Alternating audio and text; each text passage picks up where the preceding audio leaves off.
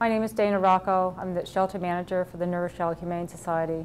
The shelter was established in 1911, and our mission has been ongoing to provide a safe haven for lost, stray, abandoned animals throughout New Rochelle and the towns that we have contracted for. We service, I believe we're up to 16, gosh, it might be 17 now, communities throughout lower Westchester County.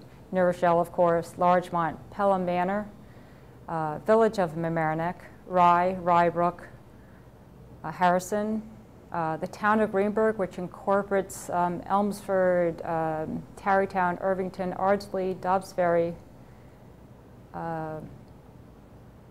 We also do Scarsdale, Eastchester. I believe I covered them all. Over 50% of our dogs that come in are returned to owners. We have quite a few dogs that we come in as lost dogs that we go out and pick up, or maybe a person will bring to us. And so most of those are reclaimed by owner, and the rest go on to adoption. So our adoption rates are very good. Most of our dogs are adopted within the first couple of months after coming into the shelter, though we do not euthanize for space or length of time. Owning pets for a family, it's really critical for, I think, children to grow up and learn to take care of something, and be responsible for something, learn empathy. It's critical, but it's important that it's not just the children involved with taking care of the pet. It's the parents. It's an entire family. One of the questions we ask people when they come in is, who is the pet for? And the ideal answer, what we want to hear is, it's for everybody. Everybody's responsibility. It's part of the family. It wouldn't be like, little Johnny is the responsibility of just this person. The same thing with a pet. Frisky needs to be responsibility of the whole family. It's a family member. Woodacres is one of the few places where people can exercise not only themselves, because the walking for people is beneficial, but they can bring along their companion animal. One of the few places where people can bring a dog off leash.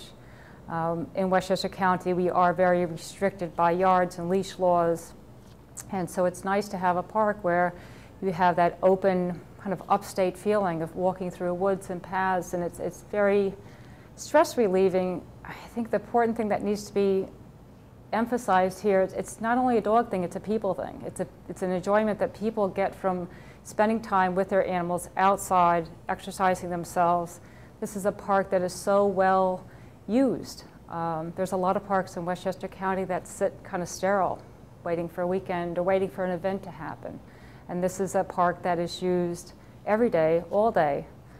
And it's used by people. And yes, they bring their dogs, but it's a partnership. But to have a park that is so well used and enjoyed, I think that's the most important thing to a park. Whether you bring your bicycle, or you bring yourself, or you bring your dog, or you bring your children, it's being used, and it's been being used frequently and enjoyed. And so I guess that's the thing that scares me about potentially taking that away from the people that use it and enjoy it. Exercise is critical, not only to dogs, but to people. Most of the dogs that we get into our shelter do tend to be medium to large-sized dogs, and they do need exercise. We often tell people that exercise for most of our dogs is not a walk around the block on leash. They need to run, and they need that aerobic type exercise, which a lot of doctors tell people, is that they need that aerobic type exercise, that running and getting your heart rate up. And that's important to tire out a dog for health benefits and mental behavioral benefits. I think it's just important that a resolution has come to that is fair for everybody, that benefits the most people, and makes the park enjoyable for the most variety of people. I think that it just seems that there should be a way that both sides can come together, work together, and come to an agreement of how we can both enjoy the park. It's a big park. I recently took a seminar with a fellow called John Rogerson. He's from England, and of course he's quite familiar with England and a lot of parts of Europe.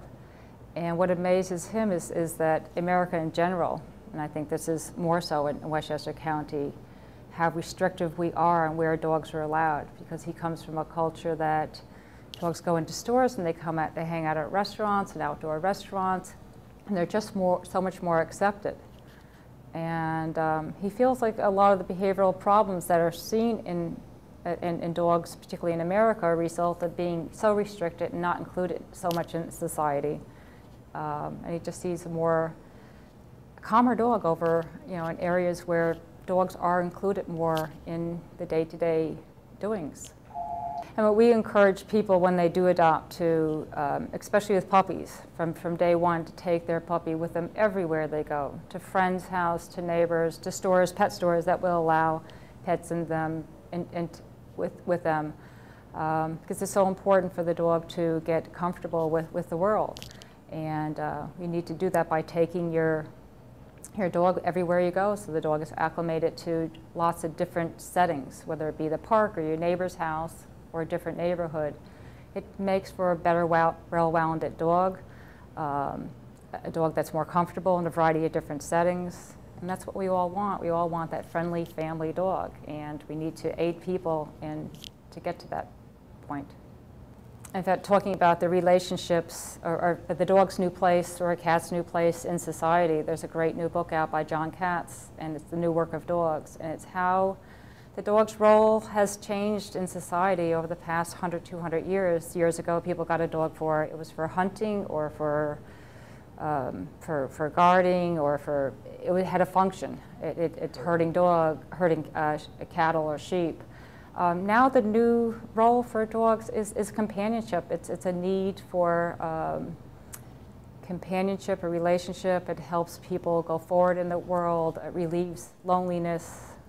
When we see dogs taking all different types of roles, whether it be leading the blind or alerting the deaf or alerting people that may potentially have seizures, providing companionship in nursing homes. We have a therapy dog program within the shelter where we take shelter dogs out into nursing homes. And one of the things that the volunteers enjoy so much about it is not only is it fun for them, but it's seeing the eyes light up on nursing home patients and the enjoyment they get over visiting with an animal. There's something really special there. It's such a good point with how dogs' role in society has changed and how important that is. And it adds just so much into our lives. We see it on a day-to-day basis, whether somebody comes to retrieve a dog here that they've lost and they're reunited and they're in tears of happiness, or they're coming to adopt again and they talk about their dog that has just died and they start crying with tears of sadness over the loss of a friend. And the joy of seeing a new partnership formed from adoption here for them going forward. I mean, it's when I hear people talk about going up to Ward Acres with their dogs, they beam. So many people are isolated nowadays in their homes, going for a walk around just up and down the block. And when you get people together in a group setting like that, it's 20 people walking their dogs and being able to share their stories about their dogs and forming relationships and being able to socialize, being able to get out and together. So whether it's walking your dog or getting together in a baseball game or going to a card game, it's the same kind of a sport activity, enjoyment. Walking your dog it's more than just walking your dog.